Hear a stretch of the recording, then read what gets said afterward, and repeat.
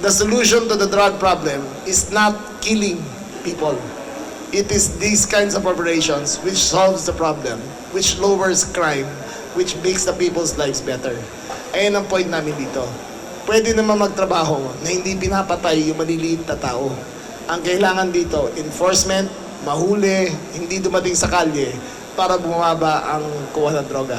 Kaya congratulations ulit sa lahat ng nandito. We work together as a team para sa bagong Pilipinas. Maraming salamat po.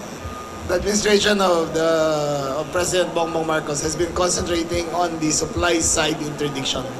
Yung demand side interdiction, PNP ang gumagawa. Ang supply side, whole of nation approach talaga.